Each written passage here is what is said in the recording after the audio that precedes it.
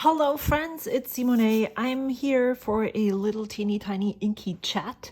I want to share something that I have been working on this past week when I fell down another inky rabbit hole. And that is my Col-O-Ring index file box thingy.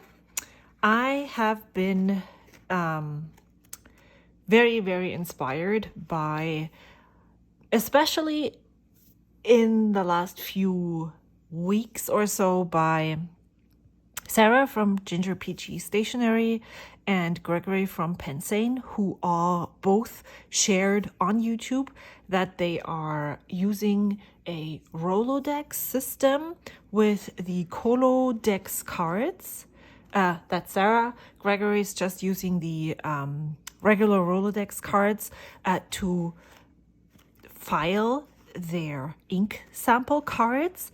And I have been thinking about changing my swatching cards over to that system for a while, but I have been so hesitant to do that because, first of all, that would mean that if I wanted to use the Colo-Dex cards, I would have to invest money. I would have to redo all the cards. Some samples I don't have.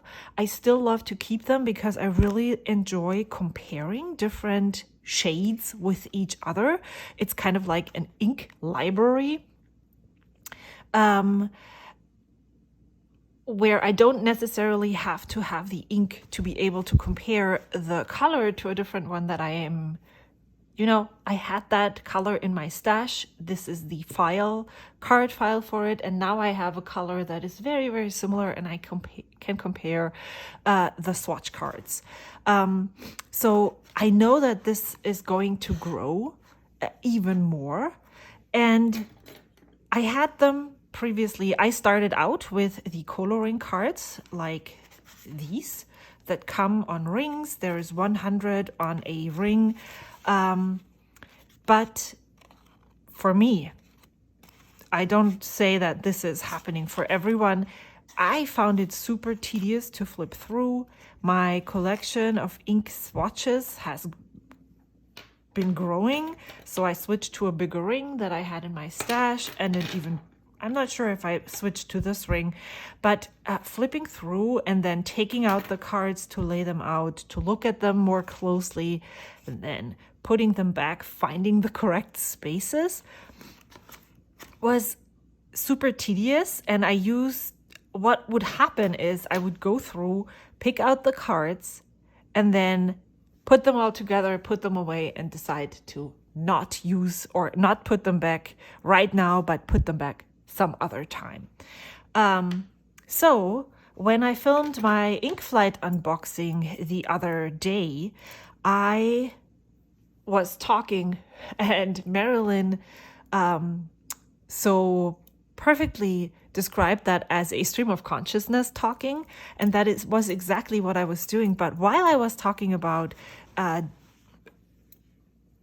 switching to a different system and thinking about how I can improve my own, I had so many ideas. So that night I sat down and decided to research for index file boxes where I would just put them in. There is business card holders that are in like this index file system. And then there are index cards, which are bigger than this, containers for that as well. And I thought, well, that's a cool idea. For a while, I thought, why don't I just cut these down to fit business card size and purchase a container and then just make smaller swatches from now on. And also I would then just cut my own cards. I would buy or work with some various different mixed media papers and just figure out what would work for me. This is paper. I don't know the exact information. What is on the website for the Col-O-Ring cards is that it is 200 GSM.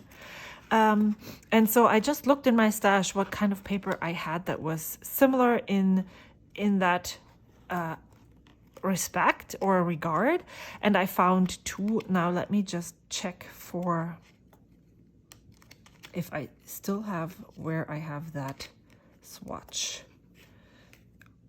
Do I have all three of them right in here? No, of course not. It would be so easy. So I was going to show you, but I will have to do with a photo of the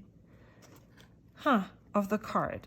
So I went into, I have a cutting machine, a silhouette cutting machine, and I went into that program, I don't even know, Silhouette Studio, I think, and you can create a rectangle with rounded corners. That's what I did. These cards are 2 by 4 inches long and wide. And then I made boxes, I cut them, and then I tried different papers. This one is Canson XL mixed media paper, and they look perfect. I tried the Artist Loft mixed media paper, that is the house brand from Michaels, and the Canson XL mixed media paper, those were the only two I had in my stash. I was going to go and maybe try different papers and just see which I liked best, but I actually really, really love the Canson XL. It doesn't have to be the exact same paper, but it would be ideal if it was very similar in the hue and the thickness, just to be able to better compare the swatches that are on the old cards.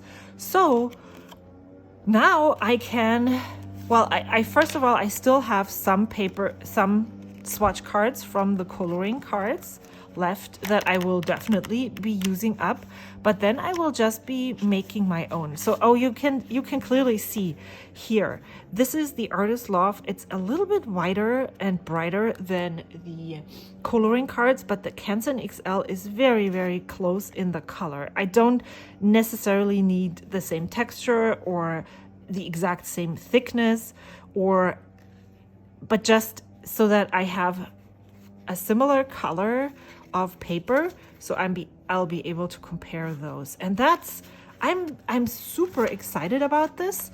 And then I thought, well, maybe my son could use his 3D printer to make me an index file. But then I stumbled across this box where I kept my Diamine ink vent from 2022 bottles in. And it's perfect. It still has so much room to grow. So as I'm growing this collection of swatch cards, I'm just gonna take out row by row. This way it just doesn't fall over and gets all mixed up.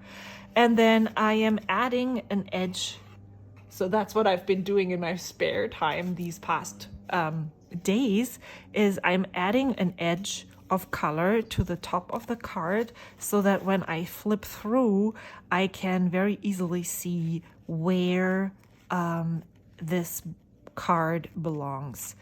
I am trying to sort them by what is that called? Not a color circle. That's not like, yeah. But yes, that's basically what it is. It's the color wheel, and I found an image, and I'm going to share the link to the post where I found it online, of a color wheel with different hues as well, and it was the one that I was able to relate to the most. And so I tried to sort my cards by that color wheel. Since I started, so I sorted them before I started adding the colors, and I have already realized that it's these applications are much darker than these ones here, especially when I'm usually on these cards, I add 3 different layers. So I just scrub on a base layer. And then I add 2 more layers, and that gives me these light tones right here. And this is what I would consider personally the base color of this ink.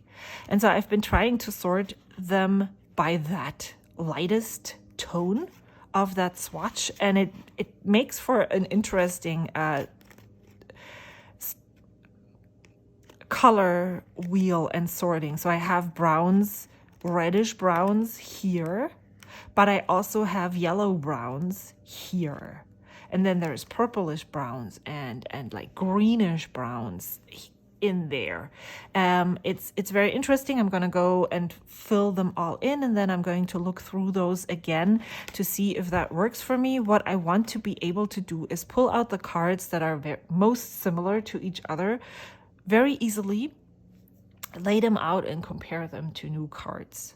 And if by sorting this way, that's how I'm going to achieve it, then I will keep it that way. If not, then I'm just going to resort it. It's not the biggest deal. What I noticed is that I'm going to probably take out all the very light gray colors, like the blue grays and like these back here.